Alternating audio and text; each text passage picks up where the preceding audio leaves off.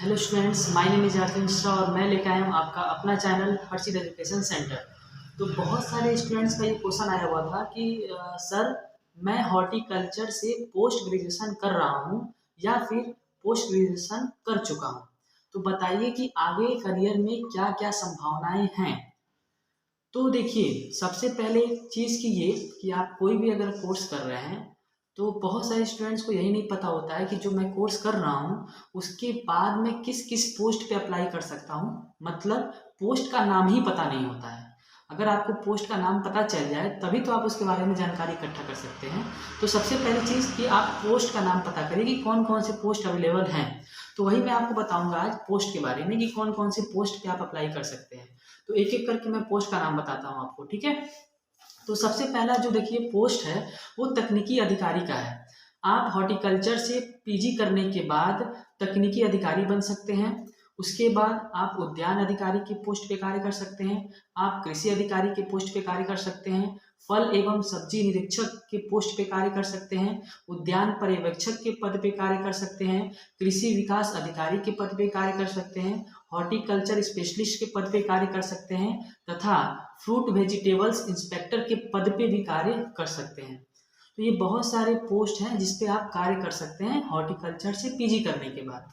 और भी बहुत सारे सरकारी विभाग हैं जिसमें आप कार्य कर सकते हैं। एक एक करके मैं आपको इन सारे विभागों का नाम बताता हूँ। सबसे पहले सरकारी विभाग का जो नाम है वो है IARI।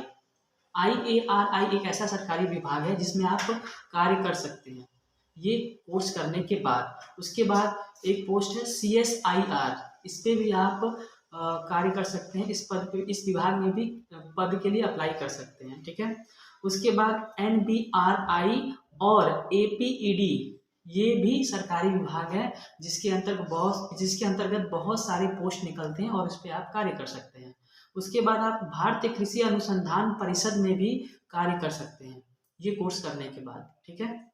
अब देखिए, सबसे इम्पोर्टेंट चीज़, अगर आप एजुकेशन क्षेत्र में जाना चाहते हैं तो उसके लिए क्या है, आपको हॉर्टिकल्चर से नेट परीक्षा या फिर PhD करना पड़ेगा। अगर आप नेट परीक्षा उत्तीर्ण किए हैं या फिर PhD कर लिए हैं तो आप लेक्चरर के लिए अप्लाई कर सकते हैं और असिस्टेंट प्रोफेसर के पद पर भी कार्य कर सकते हैं, ठीक है। और अगर आप देखें कि प्राइवेट कंपनियों में कोई जगह है कि नहीं, प्राइवेट कंपनियों में कोई मौका है कि नहीं, तो उसके लिए भी आपके पास मौका है। प्राइवेट कंपनियों में आप हॉर्टिकल्चरिस्ट तथा मार्केटिंग के क्षेत्र में भी कार्य कर सकते हैं, ठीक है। ये प्राइवेट कंपनियों के लिए। प्राइवेट कंपनियों में क्या मैंने बोला कि हॉर्टिकल्चरिस्ट और मार्केटिंग के क्षेत्र में आप कार्य कर सकते हैं, ठीक है। तो ये जितने भी मैंने इंफॉर्मेशन दी है आपको वो बस ये बताने के लिए दिया है कि कौन कौन से पोस्ट पे आप किस किस पद पे आप कार्य कर सकते हैं। अगर आपको जितने भी मैंने पोस्ट बताए हैं, अगर आपको उस पोस्ट में से किसी भी एक पोस्ट पे कार्य करना है और उस पोस्ट के बारे में पूरी जानकारी चाहिए तो आप कमेंट करके बताइए, मैं पूरी डिटेल निकाल करके आपके सामने रख दूंगा, ठीक है। बाकी ये जानकारी मेरी आपको कैसी लगी वो कमेंट करके ज़रूर बताइएगा और ये नॉलेज अपने दोस्त के पास, अपने भाई बहनों के पास शेयर करिए और मेरे चैनल को प्लीज़ लाइक करिए, सब्सक्राइब करिए और बहुत सारा प्यार दीजिए। धन्यवाद।